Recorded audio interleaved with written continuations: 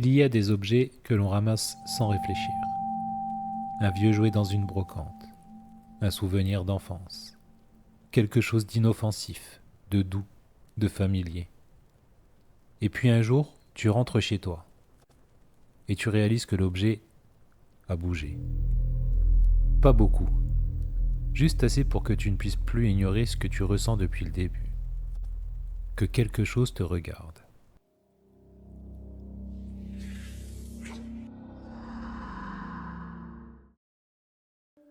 Le 7 septembre 1915, un homme nommé John Gruelle reçoit le brevet pour sa dernière création.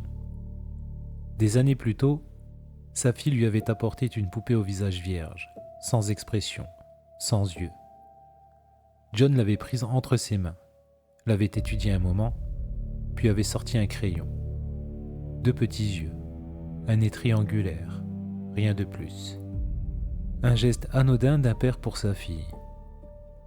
Ce geste donnera naissance à l'une des poupées les plus vendues du XXe siècle. Raggedy Ann. Une fille aimée par des générations entières d'enfants. Douce, colorée, inoffensive. Du moins, c'est ce que tout le monde croyait. 45 ans plus tard, l'achat d'une vieille poupée Raggedy Ann dans un magasin de seconde main allait déclencher l'une des histoires de possession les plus troublantes jamais documentées. Une histoire qui allait impliquer 2 figures les plus controversées du monde paranormal, qui allait engendrer une franchise cinématographique valant des centaines de millions de dollars, et qui, selon certains témoignages, allait coûter la vie à un homme.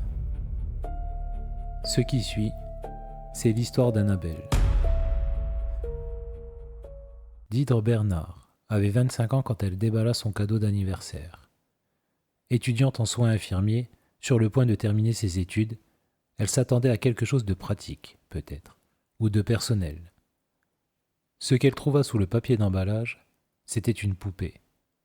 Une grande poupée de chiffon au visage peint, aux cheveux de laine rouge, au sourire cousu. Une Raggedy Ann, une vieille, achetée dans une boutique d'antiquités par sa mère. Didre ne collectionnait pas les poupées. Quand on lui demanda plus tard pourquoi sa mère avait fait ce choix, elle haussa les épaules. C'était juste quelque chose d'inhabituel, une décoration, peut-être. Ou peut-être quelque chose dans cette poupée avait attiré sa mère, l'avait intriguée, s'était glissé dans ses mains avant même qu'elle ait eu le temps d'y penser. La poupée fut installée dans l'appartement que Didre partageait avec une autre étudiante, Lara Clifton. Elle trônait sur le lit de Didre chaque matin après le rangement, assise, les bras le long du corps, les jambes allongées devant elle, immobile, inexpressive, comme une poupée. Les premières semaines se passèrent normalement. Puis Didre commença à remarquer quelque chose.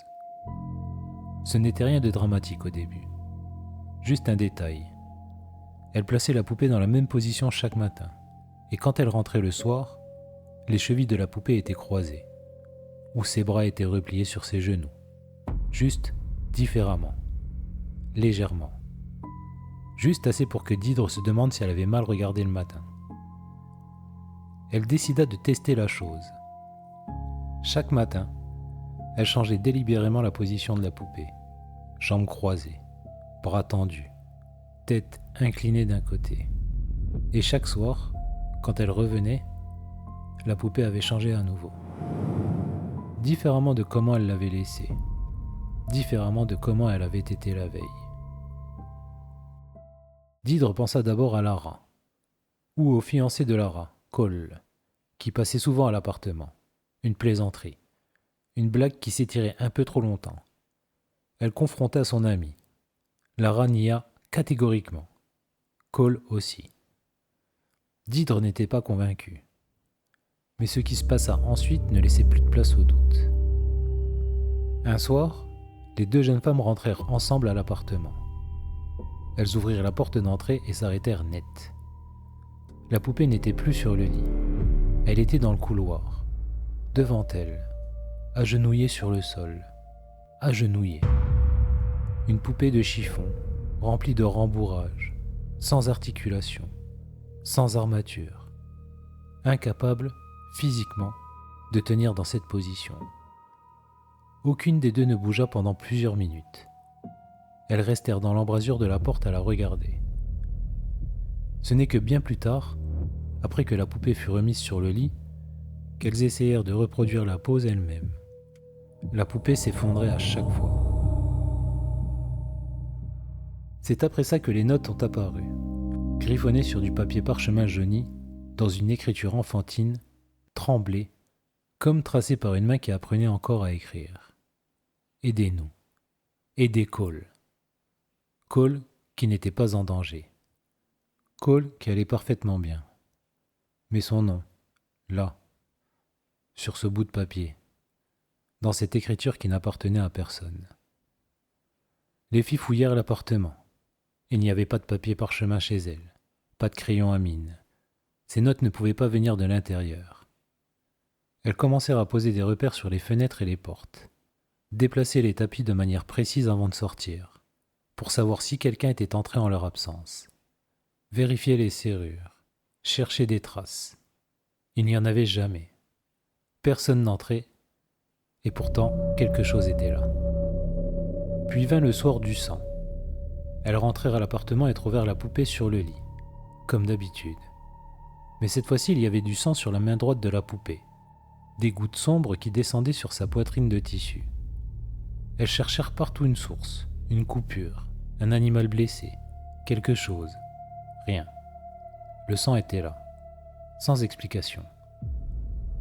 6 semaines s'étaient écoulées depuis que les étrangetés avaient commencé. 6 semaines d'accumulation silencieuse. De petites choses qui, prises séparément, pouvaient peut-être se justifier. Mais ensemble, la position changeante, les notes impossibles, la posture agenouillée, le sang, ensemble, elles formaient quelque chose que ni Didre ni Lara ne pouvaient plus ignorer. Elles décidèrent de faire appel à un médium. La séance se déroula dans l'appartement. Le médium prit contact, disait-il, avec l'esprit d'une petite fille. Elle s'appelait Annabelle Higgins. Elle avait 7 ans au moment de sa mort. Elle avait joué dans les champs qui existaient ici, bien avant que l'immeuble ne soit construit. Elle était restée, pas par malice, par solitude. L'appartement avait toujours été occupé par des adultes, et Annabelle n'était pas intéressée par les adultes. Mais ces 2 jeunes femmes attentionnées, ces étudiantes en soins infirmiers, elle, Annabelle pensait qu'elle pourrait la comprendre. Tout ce qu'elle voulait, c'était être aimée, être regardée, exister aux yeux de quelqu'un. Est-ce qu'elle pouvait habiter la poupée pour rester avec elle? Didre et Lara dirent oui. Ce n'était plus juste une poupée, dira Didre plus tard. C'était Annabelle. Elles se mirent à lui parler chaque jour, à l'inclure dans leur jeu. Elles lui achetèrent des bijoux. Peut-être qu'on n'aurait pas dû lui accorder autant d'importance, admettra Didre. Mais on voyait ça comme une mascotte inoffensive. Elle n'avait jamais blessé personne. Enfin, pas avant l'autre jour. Personne ne s'était posé la question qui aurait dû s'imposer dès le début. Et si l'esprit leur avait menti? Cole n'avait jamais aimé la poupée. Depuis le premier jour, quelque chose dans ce bout de tissu le mettait mal à l'aise. Et après la séance, après que les filles eurent invité un esprit à s'y installer, son malaise s'était transformé en quelque chose de plus profond, plus viscéral. La chose a une conscience, et les poupées, elles n'ont pas de conscience. Il commença à faire des cauchemars. Ils n'étaient pas violents au début, juste perturbants. La poupée, dans l'obscurité de son appartement à lui, son regard cousu sur Cole depuis l'autre bout de la pièce. Puis les rêves empirèrent. Une nuit, Cole s'endormit profondément. Il décrit ce qui suivit comme quelque chose qu'il a vu, pas rêvé, vu. Les yeux ouverts dans le noir de sa chambre. La certitude immédiate que quelque chose n'allait pas. Et quand il baissa les yeux vers ses pieds, Annabelle était là. Elle remontait lentement le long de son corps. Ses petits bras de tissu s'écartèrent, se refermèrent autour de son cou, et elle serra. Cole se débattit. La poupée ne bougeait pas. Il n'arrivait pas à la soulever, pas à la repousser. Il se réveilla en sursaut, le cœur battant à se rompre, le souffle coupé. Il ne raconta pas ce rêve aux filles, pas tout de suite. Quelques jours plus tard, impatienté par toute cette histoire, Cole prit la poupée et la balança depuis le salon dans la chambre de Didre. Il en claqua la porte. Ce soir-là, seuls dans l'appartement, Lara et Cole entendirent un bruit sourd venant de la chambre. Cole se leva, s'approcha lentement du couloir. Le bruit s'arrêta quand il fut devant la porte. Il l'ouvrit, alluma la lumière. La poupée était par terre, exactement là où il l'avait lancée. Rien d'autre ne semblait déplacé. Cole fit un pas vers elle et ressentit une présence derrière lui. Il se retourna. La pièce était vide. Puis Lara l'entendit crier. Il recula en titubant dans le couloir, plié en deux, les deux mains sur la poitrine. Quand il déboutonna sa chemise, 7 marques distinctes apparurent sur sa peau. 3 verticales, 4 horizontales, profondes, sanglantes. Comme si quelque chose l'avait griffé avec une rage concentrée, méthodique. Il décrivit la sensation comme une brûlure. Les plaies disparurent complètement en 24 heures. Il n'était plus question de douter. Les filles contactèrent un prêtre, le père Kevin, qui enseignait dans une université voisine. Elles s'attendaient à ne pas être crues. Le père Kevin les crut. Il fit remonter l'affaire à un homme capable de pratiquer un exorcisme, le père Everett. Et le père Everett, de son côté, prit contact avec 2 personnes qui travaillaient avec l'Église depuis des années, Ed et Lorraine Warren. Ed Warren se définissait comme démonologue, Lorraine, sa femme, comme clairvoyante. Depuis des décennies, le couple enquêtait sur des cas de possession, d'hantise, d'entités démoniaques, Amityville, Enfield, des dizaines d'autres affaires, moins connues, mais tout aussi troublantes selon eux. Beaucoup les considèrent comme des escrocs, des opportunistes habiles, nourris par leur propre flair dramatique.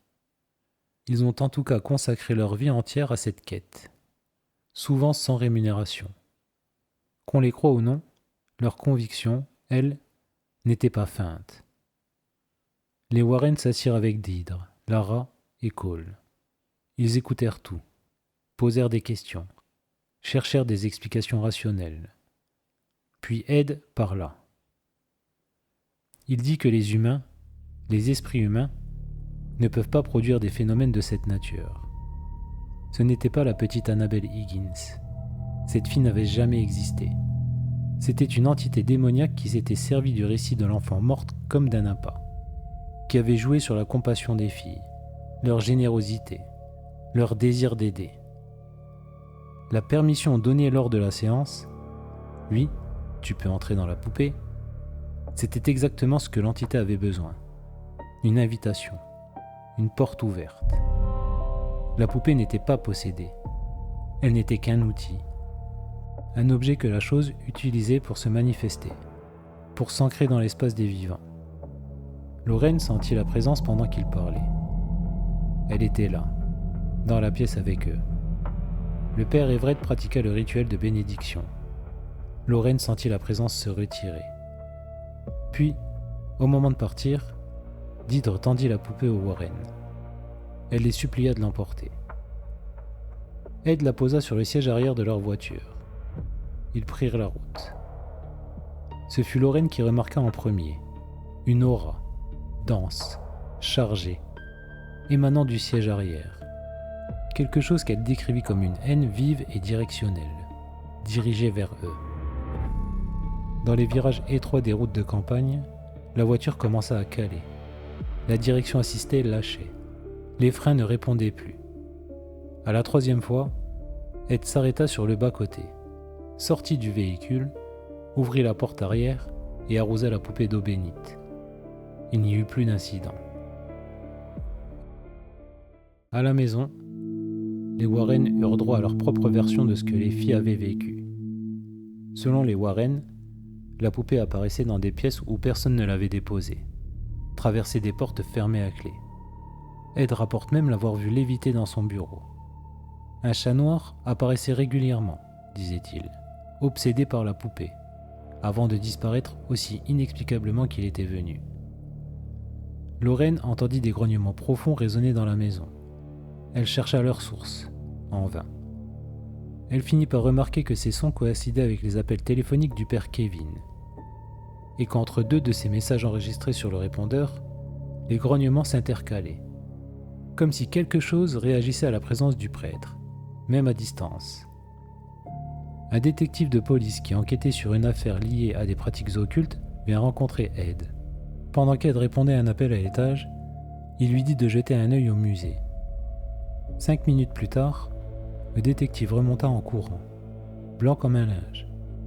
Il ne disait qu'une chose, encore et encore. La poupée de chiffon, elle est réelle. Il refusa d'expliquer ce qu'il avait vu. Les Warren intégrèrent Annabelle à leur musée de l'occulte. Les années passèrent. Les témoignages s'accumulèrent. On raconte qu'un prêtre qui se moqua de la poupée lors d'une visite vit sa voiture détruite dans un accident peu après. Les ouvriers qui travaillaient dans la maison demandèrent à ce qu'on déplace la poupée. Quelque chose dans son regard, dans l'atmosphère qu'elle créait, les rendait incapables de se concentrer. Des bibelots qui explosaient spontanément, selon les témoins, dans les pièces où elle se trouvait. Et puis, il y eut ce jeune couple. Le garçon, visiblement en train d'essayer d'impressionner sa petite amie, se mit à frapper le verre de la vitrine d'Annabelle, à la provoquer, comme Cole l'avait fait. « Griffe-moi comme tu as griffé les autres. » Ed l'avait déjà averti. Il y avait une règle stricte. Ne toucher à rien. Il demanda au couple de partir. Plus tard, dans la journée, la jeune femme revint seule. Elle était dans un état second, presque dissociée.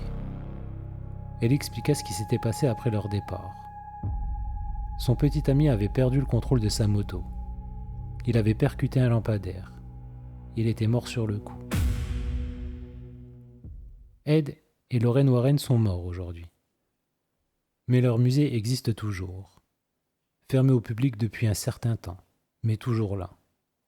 Et dans ce musée, dans une vitrine en verre, Annabelle est toujours assise, les bras le long du corps, les jambes allongées devant elle, immobile. À côté d'elle, une pancarte. Avertissement, ne pas ouvrir sous aucun prétexte. L'exorcisme pratiqué dans l'appartement des filles fut, semble-t-il, un succès. Plus rien d'étrange ne se produisit après le départ de la poupée. Lara, Didre et Cole n'en reparlèrent jamais. Mais si les témoignages sont vrais, et beaucoup de gens depuis ont de bonnes raisons de le croire, alors ce n'est pas une entité que les Warren ont chassée cette nuit-là. C'est une entité qu'ils ont ramenée chez eux. Quelque chose qui avait utilisé l'histoire d'une petite fille morte pour entrer dans le monde des vivants. Quelque chose qui savait exactement quel mot prononcer, quelle faille toucher, quelle permission obtenir. Quelque chose qui attend toujours, dans une vitrine en verre, avec une pancarte pour seule barrière. Et une barrière, comme on le sait, ça peut toujours être franchi. Si cette histoire t'a plu, pense à t'abonner, à liker ou à laisser un commentaire. De nouvelles histoires arrivent. Et surtout, ne ferme pas les yeux.